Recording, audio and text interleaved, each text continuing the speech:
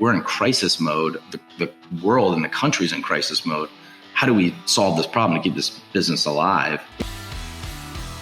This is the Insurance Technology Podcast, where we bring interesting people from across the insurance ecosystem to discuss and debate technology's impact on the industry. Join us each episode for insights and best practices from industry stewards and tomorrow's innovators. Now, here's your host, Reid Holsworth. Welcome to the Insurance Technology Podcast. I'm your host, Reid Holsworth. In this episode, I'm going to be interviewing Jason Griswold. Jason is the co-founder and CEO of REIN. We're going to learn a lot about Jason, about his childhood, and how he became the pop-up king and got into airplanes in a serious way. It's really, really cool story. Jason's an awesome guy. You're going to love it. Stay tuned. Jason, welcome. Well, Reid, this is awesome. Super fun to be here, and thank you guys for having me and the rest of the crew. Just hang out and get to chat. This one's a little different because we're actually in person, which is nice. It's a nice little change. Yeah. So Jason and I just got to know each other not that long ago. We met in Insurtech Boston. Just kind of hung out. We're having some beers, shooting the shit. And awesome story. And you built a great business. So yeah, welcome, man. I thought it'd be great. Yeah, this is super fun. So tell us a little bit about yourself, Jason. I don't know any of this stuff, and I love figuring it out as we go. Yeah. So where did you grow up? Where are you from? Who is Jason Griswold? Yeah, oh boy. Not to be concerned with the Griswold. Yeah, spelled differently. He's spelled differently. The sad part is I used to get made fun of a lot because everyone was relevant with the movie, and now no one knows. No one sees the movie anymore. Oh, they don't even know. Yeah, they don't even know. They don't even make fun of me anymore. So that's sad. Isn't that sad? Those are such great movies. Yeah, it was like the TSA agents love looking at my ID and be like, Clark. And you're like, yeah, I know. It's funny. Great. Can I go now? And they don't even do that anymore. But I did. Yeah, I grew up on a farm in Baltimore, Maryland, outside, as they say, Balmer, Balmer, Maryland.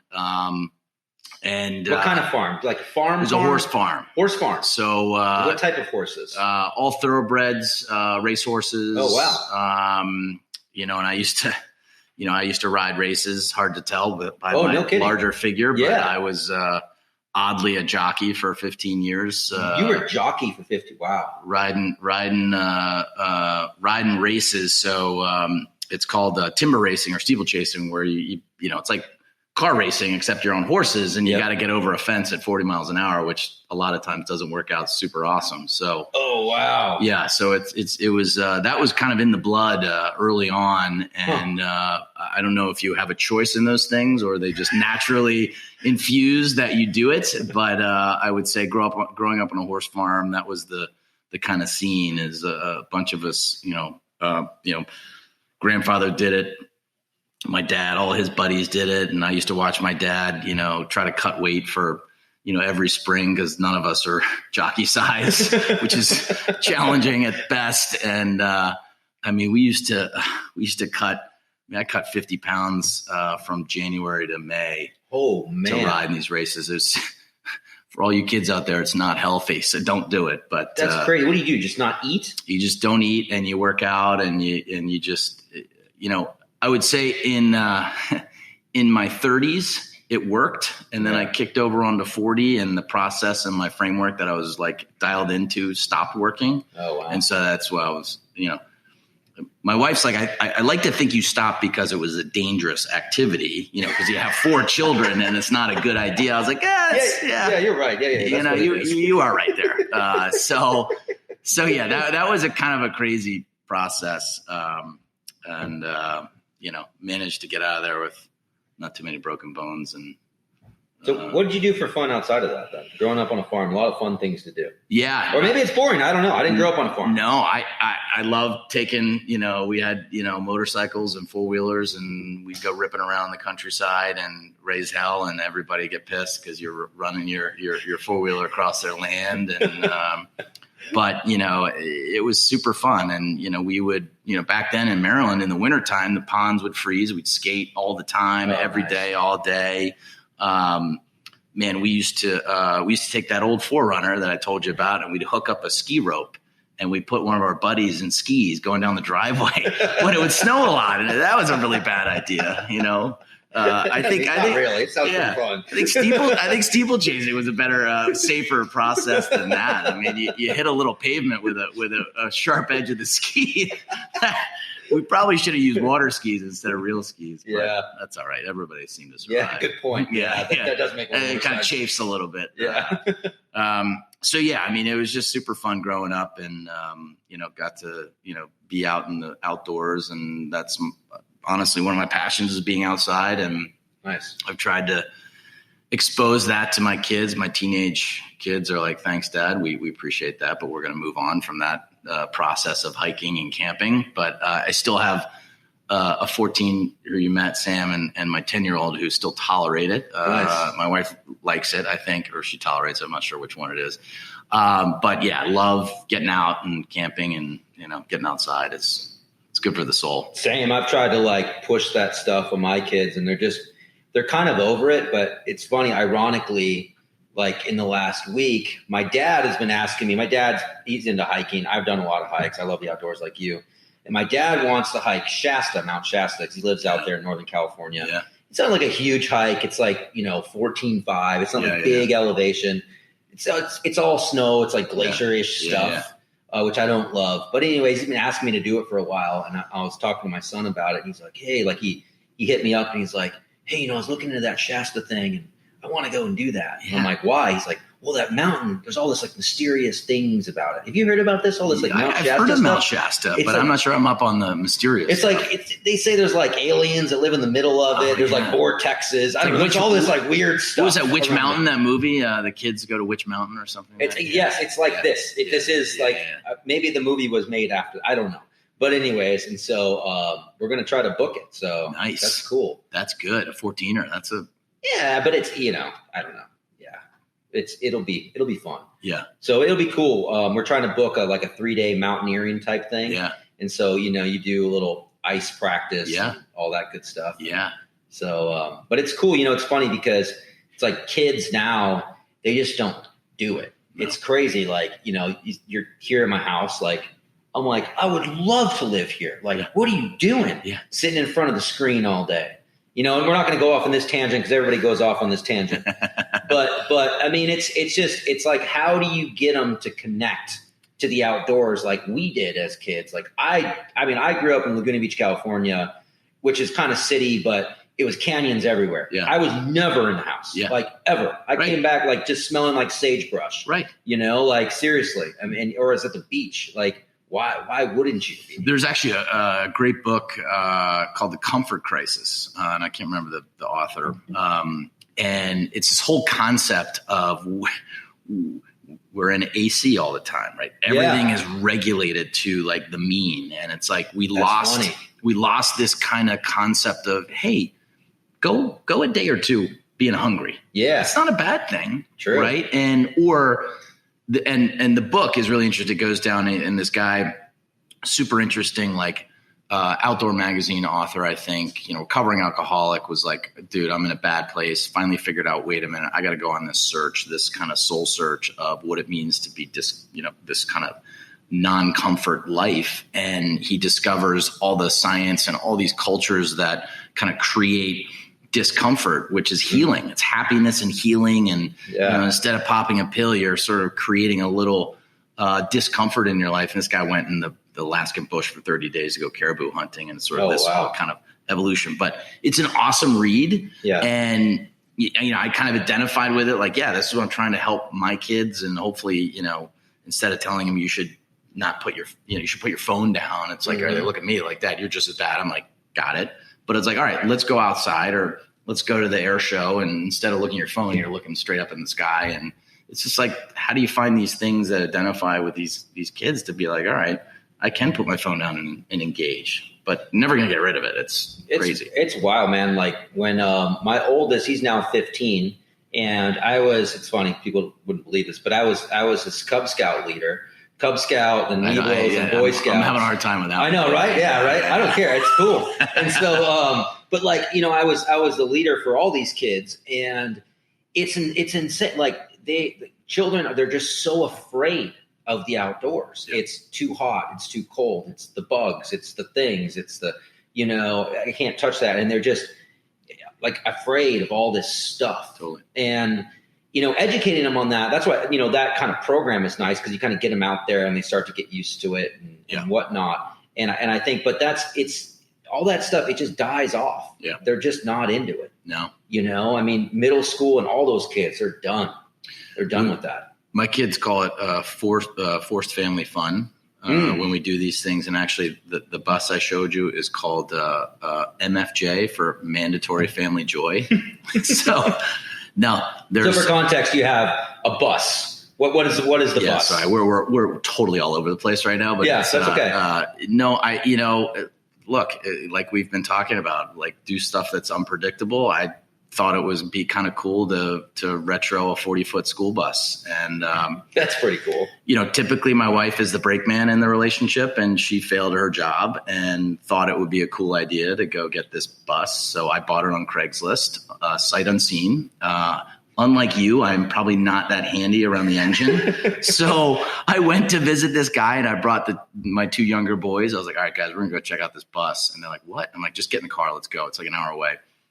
And we meet this couple, and they're trying to sell this bus. And, I think they're very nice. We meet them. Great. Drive the bus. I don't really know what to look for. And we get home, and I sent them an email, thinking I'm like a good negotiator. And I was like, I'll probably take 50% off the price, and send them a note. And they sent a note 2 days later. Well, that's acceptable to us. I'm like, oh my God. So I was like, I told my wife, I was like, I think I got to buy it now. Like that's protocol. And so I said, if you can get the bus an hour to my house, I will give you the cash for that bus. And so that was 5 years ago. And now we have a 40-foot school bus in our driveway that was not part of the deal. That's awesome. That's awesome. What did you say? Mandatory family joy. Family joy. Also known, I can't say it on the air, mother, Jason. So that's what my wife calls it. That's what your wife calls it. Okay. The truth comes out. Yeah. So what did your parents do growing up? So my dad was in finance, and we super fortunate family started a investment bank, Alex Brown, back in the 1800s. Oh wow! Family ran it till it went public, and oh no kidding.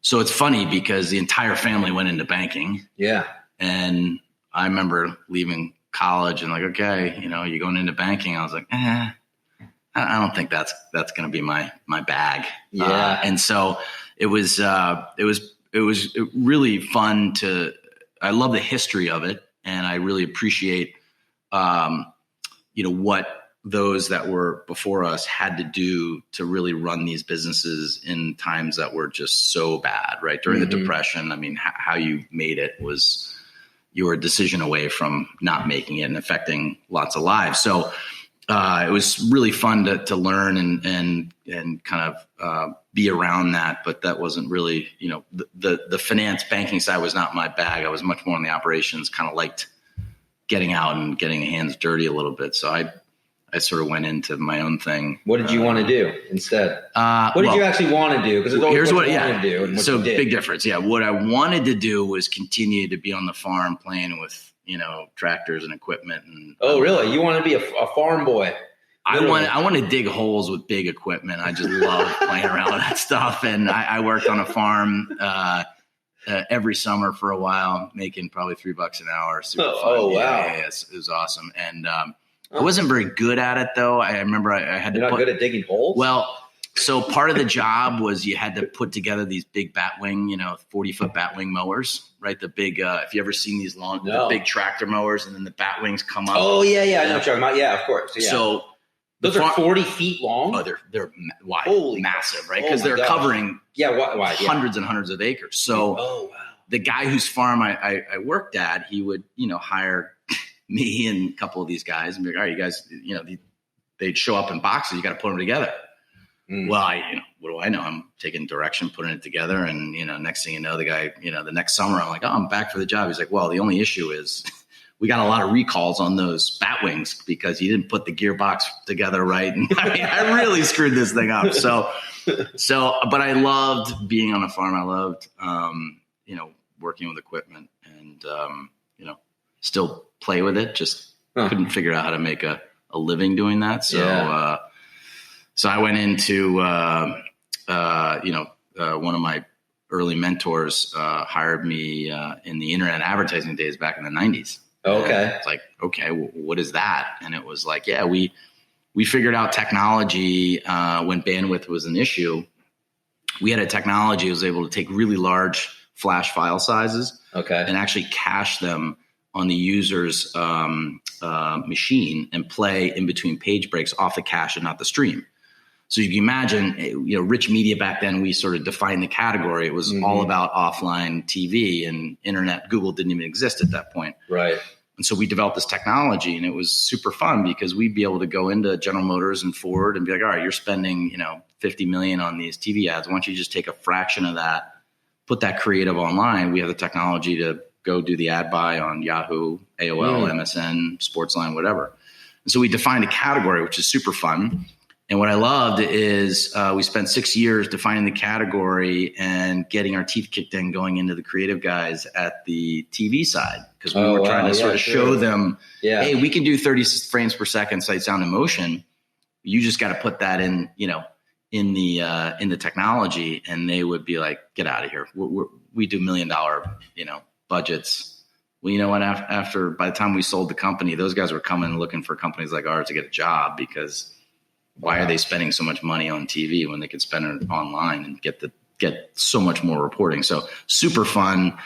Early on, defined the category, and we were fortunate to make it. So what is the category exactly? The category was really rich media. So today, when you go online, there's rich media left, right, and center. Something other than a banner ad that's coming at you with a creative. And so a lot of people say, "Oh, you're the pop-up guys." Yeah, kind of. Oh, no kidding. Yeah, we were early on the kind of super. So like really annoying pop-ups? Yeah, like the interstitial. Really? Like the ones that would never go away? No, those were simple. These were the ones that actually. Those are simple. Yeah, that played a creative. And, depends how you look at it. Yeah, it was. So you're the annoying pop-up guy. Yeah. So you're the one to blame. Yeah, totally. Did you get hate mail at some point? Afterwards it didn't matter. We just we're getting it. So it was fun though. That was sort of online was, let me buy a banner for, $1 per cost per thousand and get crappy returns. That's wild. Yeah, it was fun. What year was that roughly? It was 99 to we sold in 05. Oh wow. Yeah.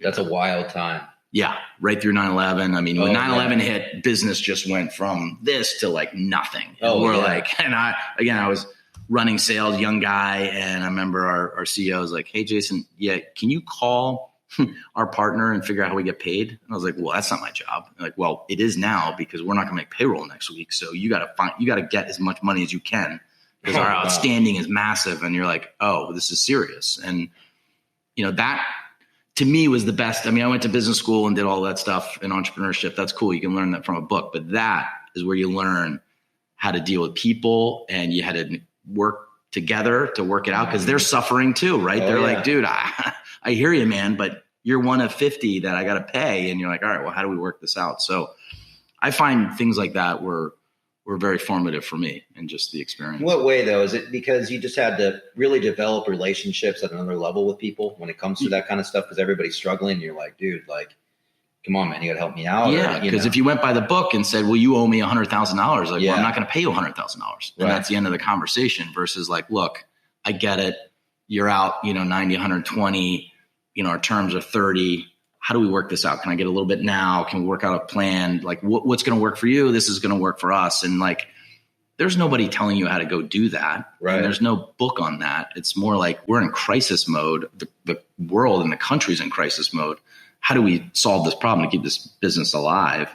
And so it's just things like that, and just being able to, obviously, employees, that's a whole different ballgame around that time. So there's just a lot of learning that you had to figure out, or else you're not going to be around. Absolutely. Yeah, that's wild. Those are wild times. So what happened after that? So they sold the business. So we sold in 05. And then at that time I became a pilot. I was learning to fly. I was living in New York. And I was flying back to Baltimore to go ride these crazy races. So I was going back and forth. So you were like jockeying, like as a profession? Yeah. No, it was totally volunteer. Oh, right. This is okay. the sick part that my wife was like, why do you do this? And I was like, well, it's just kind of what you do. And so I would on the weekends go down to Maryland and ride in these races and get your fix, and then you come back. So they sold the company, and you're like, I'm just going to go be a pilot, and I'm just going to race horses. So I had learned how to fly. Okay. And so what I did after we sold in 2005, went into the private aviation business. That was still pretty early then. And so I joined a company called Sentient Jet, which was really one of the early companies to monetize the one way, right? So jet goes to California and it has to come all the way back empty. How do you monetize that? Early net jets. It's early, yeah. So net jets sort of define the category. I'd say Sentient perfected the kind of parts of the category. Okay. Wow. And so I sort of married the passion for aviation to business because I really like the business side of it. And so I joined there, was running acquisitions for them, trying to figure out how to acquire aircraft to put into the system so that they could resell. Oh, wow. So you didn't go there as a pilot. You went there and worked for the company. Yeah. So I never had aspirations to be a pilot full time. Gotcha. It was more, I enjoyed flying. It was a passion. It was, really exciting to me, the challenge and the experience. But I just wanted to combine the two. Why not? Let's go for it. And so grew that company, and then 2008 hit, and, it was over levered, and, we split the company apart. That's another fascinating experience. And then at that time I started an aircraft leasing business in 2008, which is a great idea, right? Great idea. Great time. Yeah. It was a great hard time asset. to do that. Yeah. So, how did that work out? It worked out actually amazing. And I don't know how. It's pure luck and stupidity, but this is. So how did that come about though? You're just like, I'm over this thing. I'm going to do this other thing. So like the worst time in history. Yeah. I had a friend in my hometown that was a big finance guy, and he had done these little investments on the side. And I was like, that seems kind of interesting. Do you do more of those? And he's like, yeah, I don't really pay attention or do any research on it. I was like, well, maybe I'll take a run at that. He's like, great, have at it. So we set up a little company, Brown Aviation Lease, and we probably had $20 to our name in the account to start the bank account or whatever the minimum was. And great, we're a leasing business. What the hell does that mean? And we got really fortunate that an awesome college in Michigan, out of Kalamazoo, Western Michigan University, had recently put in an order for 30 aircraft, these Cirrus aircraft. Wow. Why? For like a flight program? Yeah, they have a huge pilot training program to send them into the airlines. Right. And so at the time, GE was there, and then GE decided they didn't want to do that. So this school was left with nothing. They had no ability to fund it because they were going to do a lease with GE. And the salesman found out, for whatever reason, that we had started this thing. And I was like, he doesn't know we have no money, does he?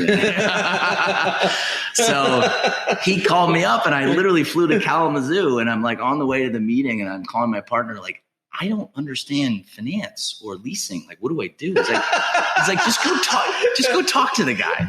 So I literally spent all day with the dean of the college, who today is just a great friend and awesome guy. And he clearly saw I didn't know what I was doing, but kind of liked that I was there. And maybe he didn't have a lot of options. I don't know. And I remember he's like, look, man, it doesn't sound like it. Yeah. He's like, we got to close in 45 days. Like, if you can figure something out, the deal's yours. I was like, great. Walked away. I'm like, I can come up with $15-20 million. And, Jesus. But you know what? It's like, how it works.